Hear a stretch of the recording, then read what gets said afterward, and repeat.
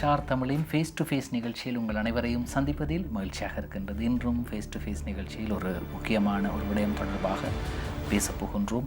ஒரு விடயம் என்று கூறும்போது தான் பல விடயங்கள் நமக்கு நினைவுக்கு வரும். அந்த விதத்தில் இன்று சமகால அரசியல் தொடர்பாகவும் சமகால அரசாங்கத்தின் நகர்வுகள் தொடர்பாகவும் நாம் பேசப்போகின்றோம். இன்று எமது ஃபேஸ் டு ஃபேஸ் நிகழ்ச்சிக்கு நாம் அழைத்திருக்கின்றோம் மத்திய கொழும்பின் ஐக்கிய தேசிய கட்சியின் அமைப்பாளராகிய ஷராஃப்தீன் அலி.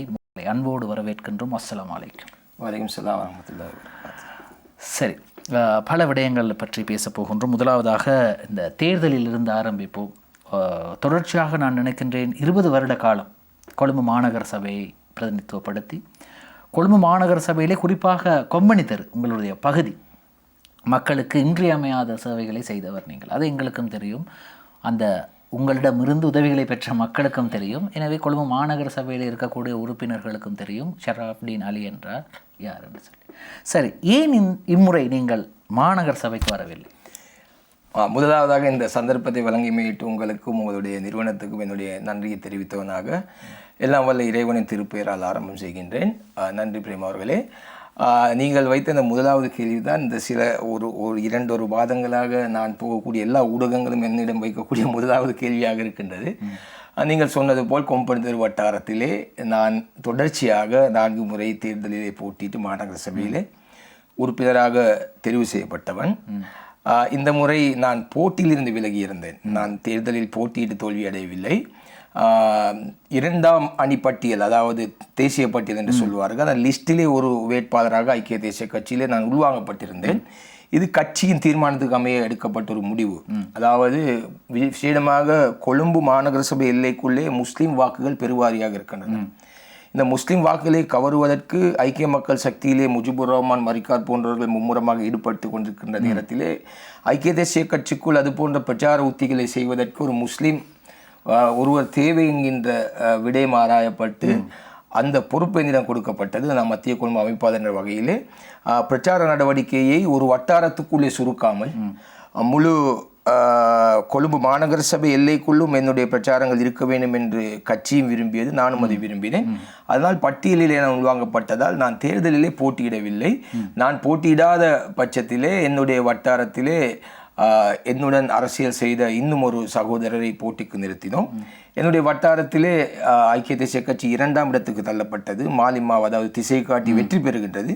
வெற்றிக்கும் ஒரு புறக்காரணம் இருக்கின்றது. நான் அவர்களுடைய வெற்றி என்று தான் சொல்வேன். இருந்தாலும் என்னுடைய வட்டாரத்திலே போலீஸ் குவார்டர்ஸ், அதாவது உத்தியோகபூர்வ இல்ல ஒரு தொடர் மாடிகள் இருக்கின்றன. அதில் சுமார் 400-450 வாக்குகள் தேர்தல் தபால் மூலம் அளிக்கப்படக்கூடிய வாக்குகள்.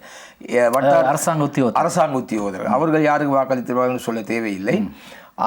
அவர்களுடைய 450 வாக்குகளும் அதில் பெருவாரியான வாக்குகள் திசை காட்டிக்கு சென்றதால் ஒரு 120 வாக்குகளுக்கு யானை சின்னம் 2ஆம் இடத்துக்கு தள்ளப்பட்டது. இதுதான் நடந்தது. பிறகு தேசிய பட்டியலில் நான் உள்வாங்கப்பட்டிருந்தாலும் ஐக்கிய தேசிய கட்சிக்கு கொழும்பு மாநகர சபையிலே 13 ஆசனங்கள் கிடைக்கின்றன. அதில் 11 ஆசனங்கள் போனஸ். இருந்தாலும் கட்சி ஒரு முடிவு எடுக்கின்றது. கொழும்புக்கு வெளியே பல பிரதேச சபைகளிலே ஒவ்வொரு ஆசனங்களையும் தான் ஐக்கிய தேசிய பெற்றிருந்தது. அந்த ஒரு ஆசனத்தை யாருக்கு கொடுப்பது என்பதிலே சிக்கல்கள் ஏற்படுவதால் ஒரு கொள்கை முடிவு எடுக்கின்றார்கள். பட்டியலில் இருப்பவர்களை உள்வாங்காமல் போட்டியிட்டவர்களிலே கூடுதலான விருப்ப வாக்குகள் விகிதாசார அடிப்படையில் பெற்றவர்களை உள்வாங்குவதற்கு. அப்படி இருக்கும் பொழுது நான் போட்டியிடாத ஒரு வேட்பாளராக இருந்ததால் நான் உள்வாங்கப்படவில்லை. இவ்வளவுதானே ஒழிய இது கட்சி எனக்கு செய்த ஒரு துரோகமாகவோ அல்லது கட்சி என்னை ஏமாற்றியதாகவோ எந்த இடத்திலும் நான் சொல்லவும் மாட்டேன், சொல்ல வேண்டிய தேவையும் இல்லை. கட்சி எடுத்த முடிவுக்கு, ஒரு கூட்டாக எடுத்த முடிவுக்கு நானும் கட்டுப்பட்டேன். இப்படி இருக்கும்போது கொரோனா காலத்தில் இங்கே வந்த மற்றும் ஒரு எமது ஃபேஸ் டு ஃபேஸ் நிகழ்ச்சியில் கலந்து கொண்ட மற்றும் ஒரு மாநகர சபை உறுப்பினர், முன்னாள் உறுப்பினர் சஃபான் கிராண்ட் பாஸ் தொகுதியின் அமைப்பாளர், அவர் கூறினார், கொரோனா காலங்களில் ஒவ்வொரு பகுதிக்கும் சென்று ஒவ்வொரு பகுதியிலே கொழும்பு மாவட்டத்தில் கொழும்பு மாநகர சபை எல்லைக்குள் இருக்கக்கூடிய மக்களுக்கு சென்று உணவு பொதிகளை நாங்கள் கையளித்தோம். ஆனால் அந்த மக்கள் எங்கள் கால்களை வாரிவிட்டார்கள். அது மட்டுமில்லை, நாங்கள் மக்களுக்கு பெரும்வாரியாக உதவிகளை செய்து இப்பொழுது நாங்கள் பிரச்சனையில் மாட்டிக்கொண்டிருக்கின்றோம். அப்படி ஒரு பிரச்சனை போகின்றது. அதாவது பிரச்சனை என்று சொல்ல இப்படித்தான், மக்கள் காலை வாருகின்றார்கள் என்பது மக்களுடைய தீர்ப்பு. மக்கள் இருக்கக்கூடிய முடிவு ஒரு மாதிரி இருக்கும். ரணில் விக்ரமசிங்க இந்த நாட்டை கையேற்பதற்கு ஒருவர் இல்லாத சூழலிலே எல்லோரும் இப்போ நான் கூட லேசாக என்னுடைய வாகனத்துக்கு எரிபொருளை நிரப்பி இங்கே வந்து சேர்ந்து விட்டேன். இதே நீங்கள் ஒரு 2 வருடங்களுக்கு முன்னால் அழைத்திருந்தால் நான் ஏதாவது ஒரு பெட்ரோல் பங்கிலே வரிசையில் நின்று கொண்டு இருந்திருப்பேன். இந்த நிலைமையை மாற்றிய நான் வரும்பொழுது என்னுடைய மனைவி எனக்கு ஒரு தேநீரை அழகாக சமைத்து தந்தார், குடித்து விட்டு போங்கள் என்று. இதே நீங்கள் ஒரு 1.5 வருடங்களுக்கு முன்னே கூப்பிட்டிருந்தால் என்னுடைய மனைவிக்கு அப்படி உடனடியாக ஒரு டீயை ரெடி பண்ணுவதற்கு வீட்டில் கேஸ் இருந்திருக்காது. இந்த நிலைமையை மாற்றி ரணில் விக்ரமசிங்கவை மக்கள் காலை வாரினார்கள். எனவே நாங்கள் உணவு பொட்டலங்களை வழங்கினோம் என்பதை மக்கள் மனதிலே வைத்து வாக்களிப்பார்கள் என்ற நம்பிக்கை எனக்கு இருக்கவில்லை. இருந்தாலும் கொழும்பு மாநகர சபையிலே அந்த கொரோனா நேரத்திலே செய்த சேவை என்பது நிச்சயமாக குறைத்து மதிப்பிட முடியாத சேவை. அந்த சேவையின் அனைத்து கிரெடிட்ஸ் நிச்சயமாக அன்றிருந்த மாநகர முதல்வர் ரோசி சேனாநாயக் அவர்களுக்கு சென்றே ஆக வேண்டும். அவருடன் இணைந்த நம்முடைய உறுப்பினர்கள். காரணம் என்று 2 காரணங்கள். ஒன்று, அந்த விடயத்தில் அவர் அரசியல் பார்க்கவில்லை. ஐக்கிய தேசிய கட்சி உறுப்பினர்களுக்கு எப்படி அது பகிர்ந்தளிக்கப்பட்டது மக்களுக்கு கொடுப்பதற்காக அதையே எதிர்க்கட்சிக்கும் கொடுத்தார். இங்கே 100 கொடுத்து அங்கே 10 கொடுக்கவில்லை. உங்களுடைய ஏரியாவில் உங்களுடைய வட்டாரத்தில் எத்தனை குடும்பங்கள் இருக்கின்றது கணக்கிட்டு கொடுக்கப்பட்டது. 1 முறை அல்ல 2 முறை அல்ல 4 முறை கொடுக்கப்பட்டது. கொடுக்கப்படும் பொழுது இதற்கு ஒப்புதல் வழங்க முடியாது என்று அன்றைய மாநகர ஆணையாளர் திருமதி ரோசினி திசாநாயகா, அவர் ரோசினி, இந்த ரோஷினி திசாநாயக்க காலைவாரியும் தன்னுடைய அதிகாரத்தை பயன்படுத்தி அதனை நியாயமான முறையிலே செயற்படுத்தி மக்களுக்கு பகிர்ந்தளித்தோம். அது நீங்கள் கேட்ட 2வது கேள்வி. அப்படி செய்ததால் தற்போது ஒரு பிரச்சனை அல்லது, அதாவது நேஷனல் ஆடிட் கணக்காய்வு திணைக்களத்தினால் இது சட்டவிரோதமாக பகிர்ந்தளிக்கப்பட்டது என்று சொல்லி எங்கள் எல்லா உறுப்பினர்களுக்கும் நோட்டீஸ் வந்திருக்கின்றது. அது தற்பொழுது அரசாங்கத்துடைய ஒரு கலை. ஒருவர் சோளம் பங்கிட்டார் என்று உள்ளே இருக்கின்றார், இன்னொருவர் மீன் பிடிக்க வலை பங்கிட்டார் என்று தேடப்படுகின்றார். சந்திரசேனையும் ராஜித சேனை சரியா, இன்னொருவர் அவர்கள் அதாவது அது போன்று இப்போ நாங்கள் ஏதோ உணவுப் பொருட்களை கொடுத்ததற்காக நாங்களும் ஒரு சில சிக்கலில் மாட்டிக்கொண்டிருக்கணும். அதற்குரிய பதிலை நாங்கள் கொடுத்து விட்டோம். விடயம் என்ன சொன்னா, இல்லை அன்று கொடுக்கும் பொழுது ஜேவிபியில் 6 உறுப்பினர்கள் இருந்தார்கள். இது மேக்க நீதி விரோதி, மேக்க தெண்ட பேண்டு அப்படி போகவில்லை. அவர்களும் அதை பெற்றுக் கொண்டு விட்டு அந்த பார்சலை அவர்களுக்கு நாங்களாவது ஏரியாவுக்கு கொண்டு போனோம். அவர்கள் தூக்கி கொண்டு பெலவத்தையை கொண்டு சென்றார்கள்.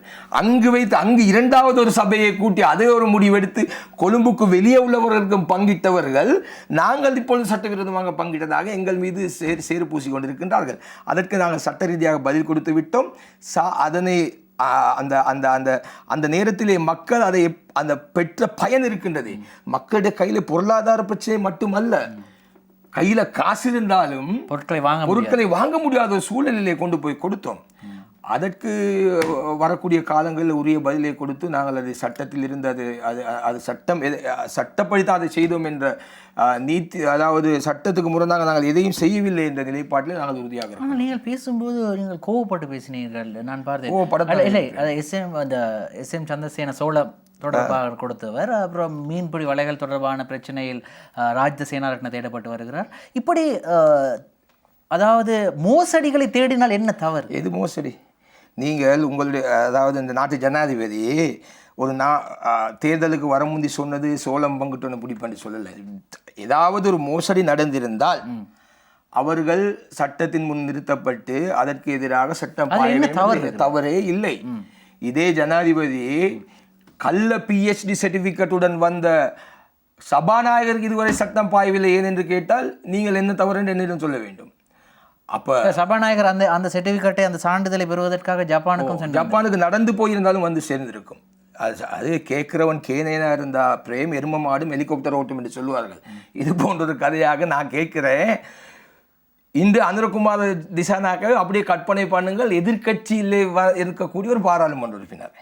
இப்போது ஐக்கிய தேசிய கட்சியின் ஆட்சி அல்லது ராஜபக்ச ஆட்சி, சபாநாயகர் கதிரையிலே ஒரு கரு ஜெயசூரியோ ஒரு லொக்கு பண்டாரவோ ஒரு மஹிந்த யாப்பாபுவான் உட்கார்ந்து கொண்டு கள்ள PhD சர்டிஃபிகேட்டை கொண்டு வந்தான். தான் PhD இல்லாத ஒரு PhD சொல்லி வந்திருந்தால் நாட்டின் இன்றைய ஜனாதிபதி அன்றைய எதிர்க்கட்சி உறுப்பினராக எப்படி பேசியிருப்பார்?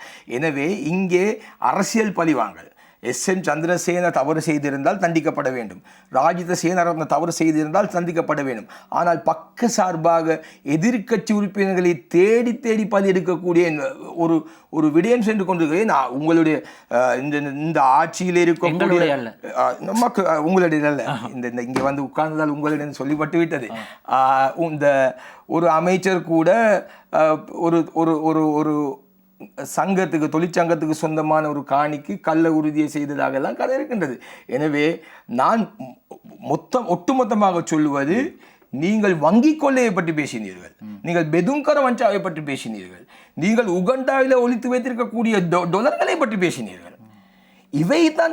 இவற்றை தான் நீங்கள் மக்களுக்கு இந்த சோளம் பங்கிட்டதால நாட்டோட 76 வருட பொருளாதாரம் கீழே விழுந்துச்சு நீங்க சொல்லல. நீங்க மீன்பிடி வலையை பங்கிட்டதால ராஜித சேனாரத்ன, அதனால இல்லாட்டி மஹிந்தானந்த அலுகமகே கேரம்போர்ட் பங்கிட்டதால தான் இந்த நாட்டுடைய பொருளாதாரம் 76 வருஷமா கீழே விழுந்ததாக நீங்க சொல்லல.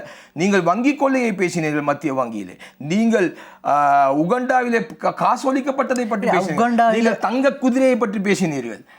உகண்டாவிலே காசு இருக்கின்றது, உகண்டாவில் யாருடைய வைப்பு தொகை இருக்கின்றது. அதே போன்று நீங்கள் ஏற்கனவே குறிப்பிட்ட மத்திய வங்கி பிணைமுறி மோசடி, இவற்றை எல்லாவற்றுக்கும் தேடி வழக்கை பதிவு செய்வதற்கு ஆதாரங்கள் தேவை.